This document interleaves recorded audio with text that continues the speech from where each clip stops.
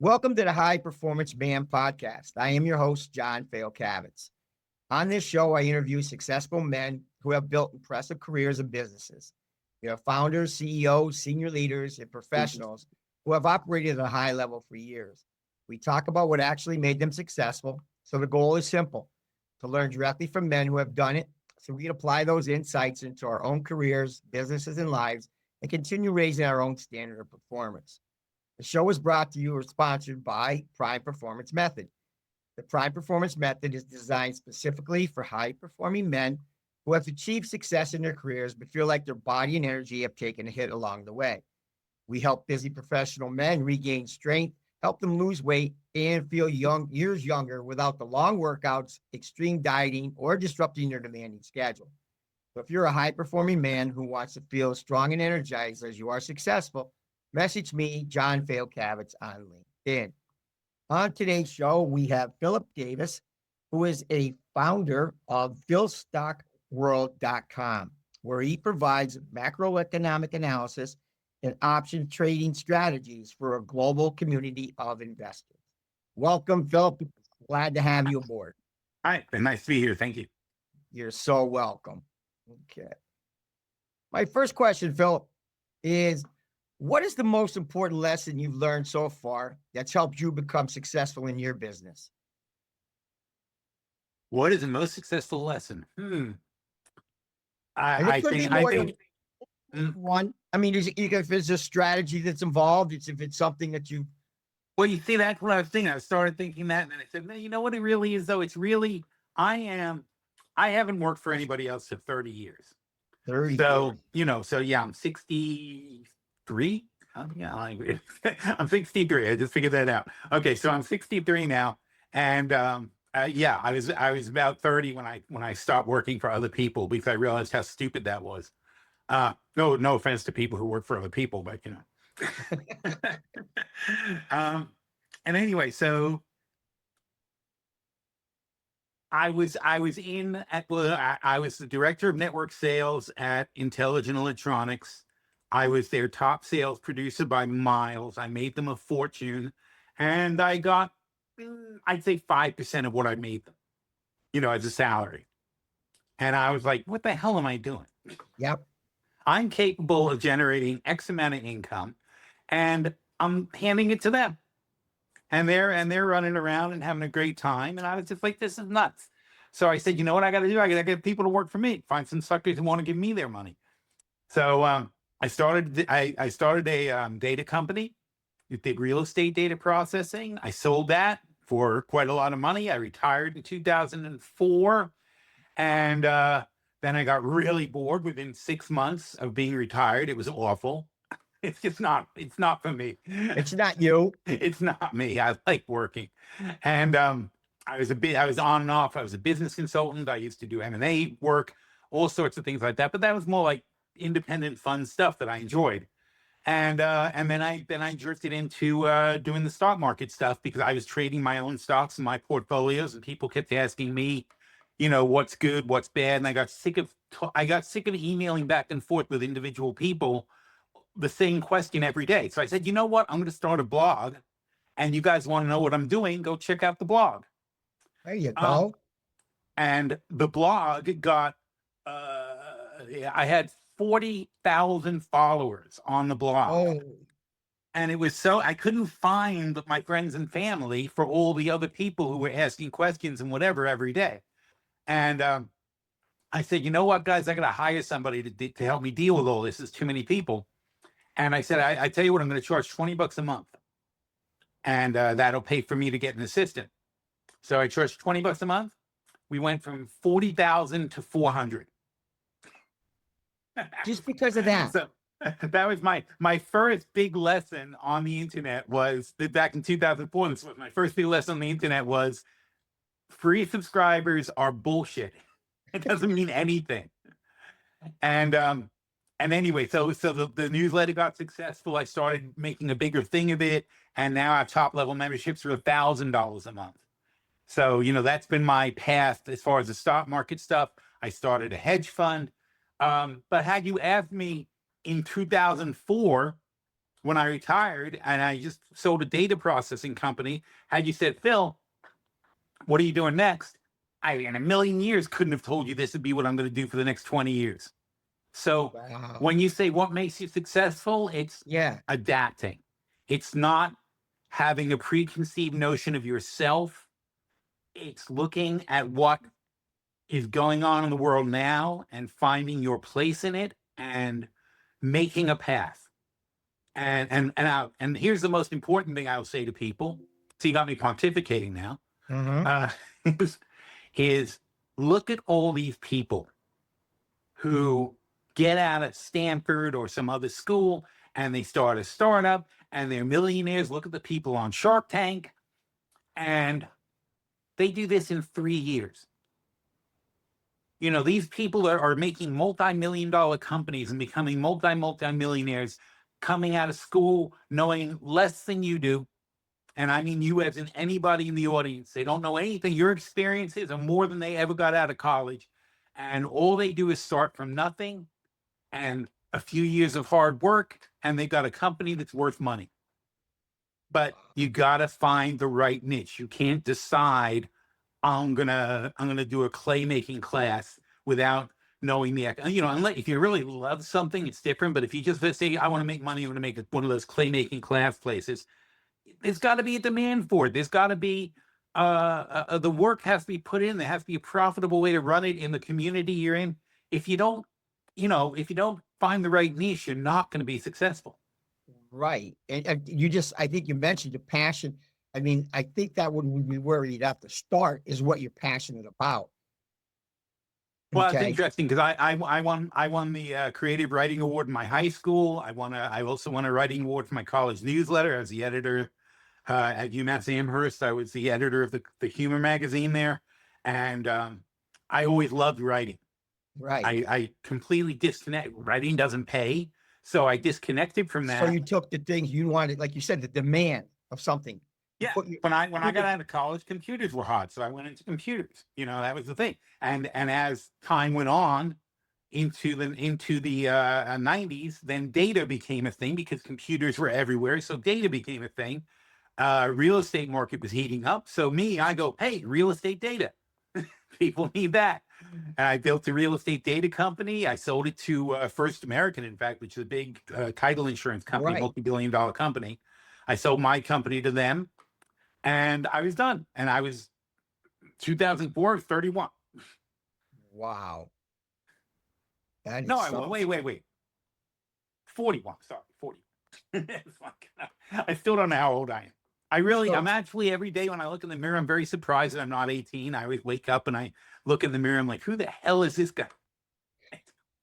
Never feel like I'm an adult. Well, that is very interesting that you have to have, there has to be a demand for what you're doing. Okay. But also have a little bit of passion with it. Do you Yeah, think, I mean, you can't work at something you hate. right. And you can't develop let's say there's a demand for something, but you don't like it. You can't just do that. Well, yeah. I mean, look, I was gonna open up a yogurt shop right before I did my data company. I was actually saving up money to buy a TCB franchise Oh yeah. because I was like, this is gonna be really hot. You know, I Right. couldn't care less about the yogurt. I was just gonna hire some kids to scoop out yogurt and give it to people for ridiculous amounts of money. You know, their margins were insane. And Right. and then all of a sudden I pivoted because I saw the need for the real estate data. Because the real estate data companies that people were getting, I knew some lawyers and stuff, and they were like, this is terrible. They're like, this is useless information. And I'm like, we Wow. could do better than that. That's awesome. And Yeah. in 30 years, you've been doing something on your own. Yeah. No, oh yeah. I was like, It's like my business too. Like you were saying that I was a personal trainer when I was young, and I'm still a high school football and lacrosse coach too. I'm still active in that. But my personal training was the same thought that you had. Okay. I only get like 25% of what I sell. Okay. And I said, that's enough of that. Okay. Just like you just did, you're getting more money. You're providing me the facility, sure, but I have the expertise and the knowledge to put that forward. and there's so much less friction these days to doing your own thing.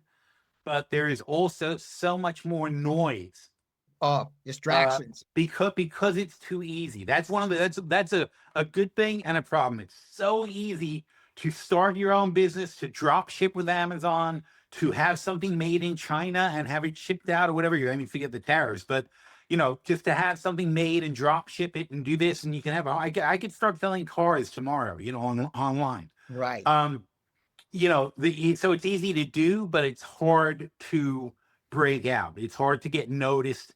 And frankly, that's something we're working on for Phil's Stock World, is to break through some of the noise and get ourselves a little bit more of a younger audience. I'm good with getting old people, but I'm not that good with getting the kids, Younger the younger people. kids to invest in whatever. They're very underinvested. They're starting to do, Robinhood and things like that. So they're trading, but they don't, they trade as if it's just a casino, and that's terrible. Right. And it'd be nice to teach them how to do it properly. Awesome. All right. My next question. What do you think hinders a lot of men today from reaching their full potential? Not having your serum or whatever it is you sell.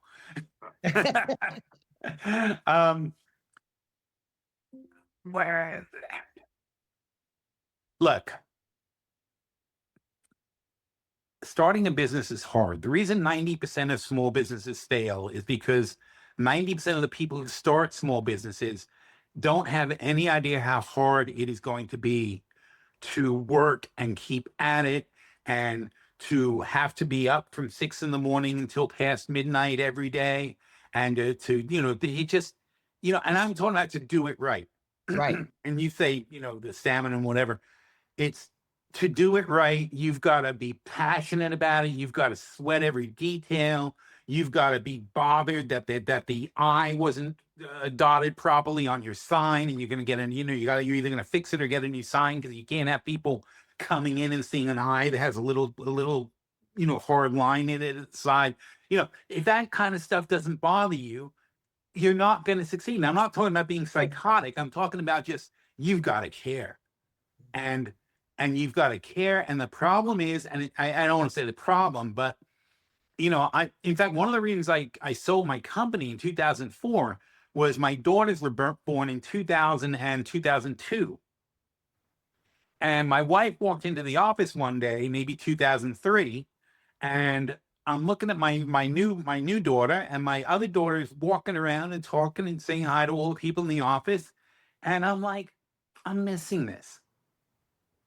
So I went the other way. I mean, I was 1,000,000% in on my business when I started building it. But, at that point in 2002, I was already like, I can cash out and live the rest of my life off of this money. And I can watch my daughters grow up. Right. And that was my choice at the time. I said, that's why I retired. I'm like, you know what? I'm going to sell my company. I also thought the real estate bubble was going to pop. I was a little early, but I was just like, you know what? There's a frenzy for this stuff. I could sell my company for a huge amount of money, and I can retire, and I can live on my own terms and spend my children's childhood with them. That was worth more to me than the money. Wow. But that's always a tug. And that's what I'm saying. So and that's, you just took my third question right out. Okay. So my next question was, for most men on the road to business and professional success, other areas of their life get sacrificed. Mm-hmm. What's been one of the areas of your life that suffered, which you just, I think, alluded to? Oh, okay. So it's like foresight. You knew what I was going to ask. Okay. But that's the thing that holds you back. I mean, having a life. Yeah. In fact, just yesterday was today. Today's Tuesday. No, Sunday. Sunday night, I was talking to one of my AIs, which I do, and we were having a conversation, and we were working on a project like for hours, and trying to get it just right and to make everything perfect. And he's like, okay, here's iteration number 12. What do you think? And I'm like, you know what? Because it was like almost midnight. I'm like, you know what, dude? I got to go get a life. I can't. I'm like, I'm glad you want to keep at this, but I'm tired. I'm going to bed. I'll see you in the morning. Right.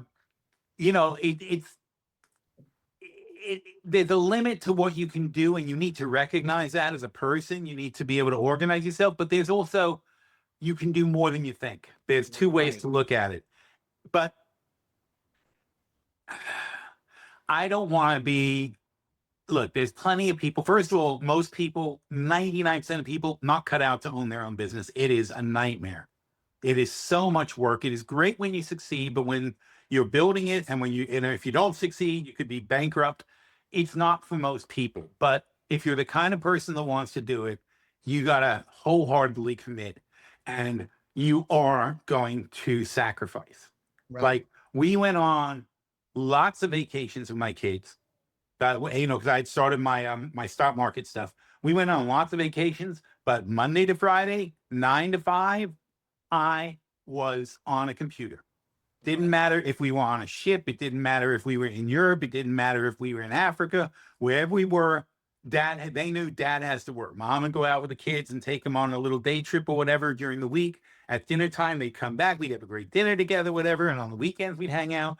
But during the week, my office is wherever I was. Right. And that was it a sacrifice? I mean, yeah, it's a sacrifice. Would I have rather been playing? I mean, obviously not, because I wouldn't have done it. I don't need to do it. I just enjoy doing it. But if I want to do this, I'm going to do it, do it correctly. Right. And therefore I have to do it properly. And to do it properly requires a tremendous amount of work.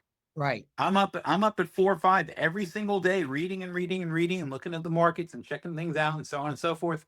We're done at 4. So basically it's like a 12-hour day every day. I do some work afterwards also. Right.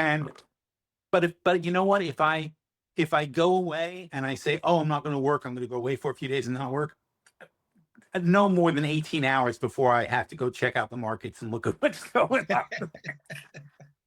I'm an addict. All right. Thank you to all of my subscribers. Thank you for supporting my addiction. There you go. Here's Bloomberg terminals don't pay for themselves, Here's a question I want you to answer that maybe put a little bit of thought into it.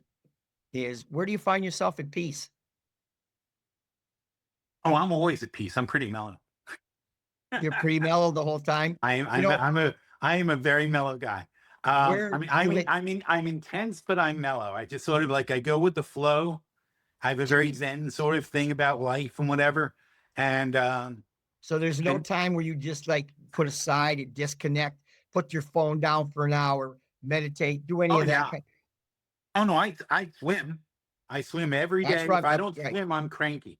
Okay, so that's where you're getting your peace from. I love spending a half hour or so in the pool and just going back and forth and doing my laps and so on and so forth. And my other favorite thing is definitely just being with my kids. There's nothing I like better than whether we're sitting somewhere or going somewhere or whatever. I mean, freaking love my kids. So do you have any kind of a routine, a morning routine or any kind of routine that's non-negotiables that this is it? Nah. No? I'm not organized enough to have routines.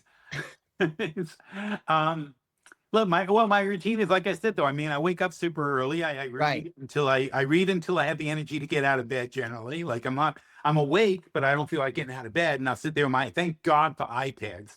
I got 2 because one runs out of battery. An iPad is the one thing in my life. Like, if it breaks, I have to the second it breaks, I have to go to the Apple store and get another one. I cannot have 8 hours knowing that my other one might run out of power and I have no iPad. That would drive me nuts because I read everything on my iPad. So I read. That's where I get all my information. I mean, I read on the computer sometimes, but it's just not as good. I like to lay on my couch and read on the iPad.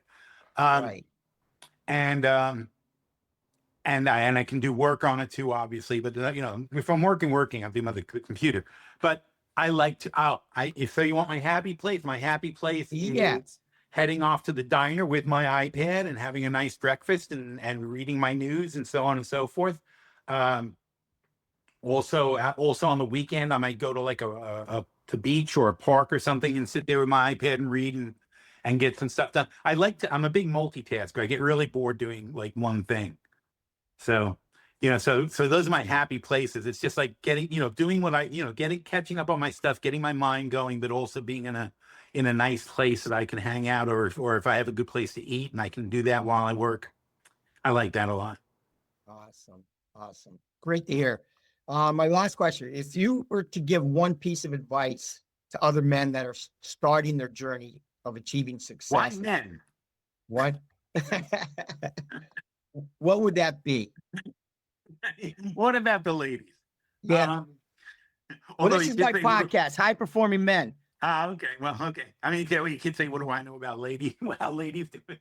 Although I do have two daughters, so I'm kind of catching on. Um, so what's the question about men doing, Starting their journey. starting their journey? What is the one to achieving success? You know what? I will say the same thing I say to people who are starting an investing journey.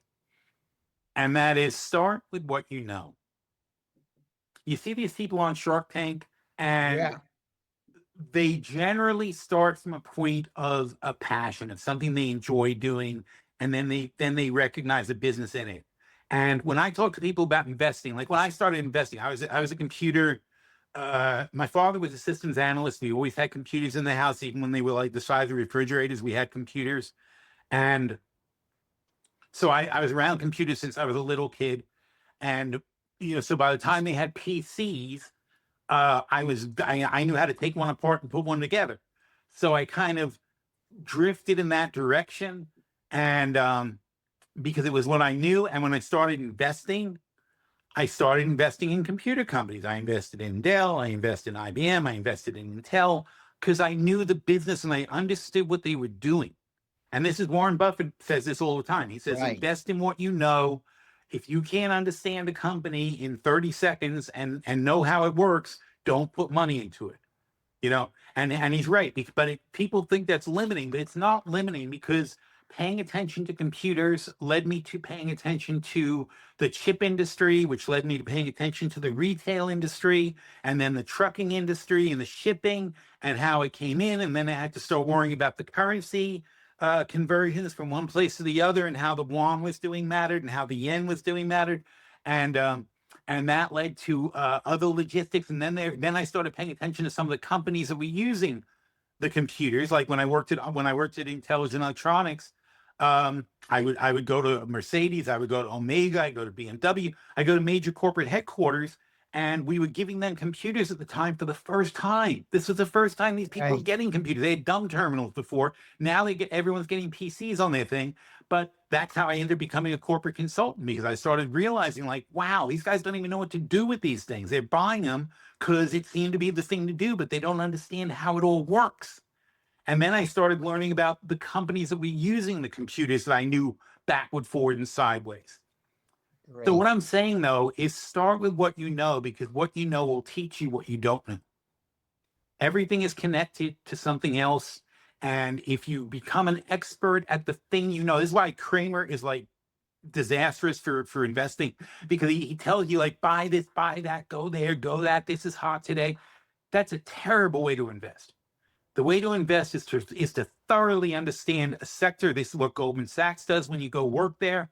JP Morgan, you go and they put you at a desk and say, you are our chewing gum guy. You are going to know everything there is to know about chewing gum in the world, and you are going to know it backward, forward, and sideways. And when you learn to make chewing gum decisions, then we'll let you work on floor mats in cars where the gum gets stuck to. I mean, that's the way you Awesome. should learn business, though. You got to Great. learn it bit by bit by bit, and it will be so obvious to you. This is the thing: when you really know something, and you know this, you've had these things. Yep. When you really, really know some business, you understand the ones that are attached to it. You start to get more and more into it, and then you do a little research, and that makes perfect sense to you. And all of a sudden, now you're an expert in 2 things, 3 things, 4 things, 5 things, and suddenly you're like the guy who knows everything, just because you paid attention. Right. That's my advice. Beautiful. Bill, it's been an absolute pleasure having you on the show. Thank you so much for taking the time to be on. Your insights and how you became successful and what you did is awesome. I know my audience is going to enjoy watching this. Okay. Thank you very much. Thanks for having You're me. welcome. And as a reminder for everybody watching this show, the show is brought to you by the Prime Performance Method, where I help high-performing men rebuild their strength, energy, and confidence without sacrificing their careers. If you are ready to feel strong in your body as you are successful in your business, message me at John Fayocavitz on LinkedIn. Until our next episode, perform strong in all areas of your life.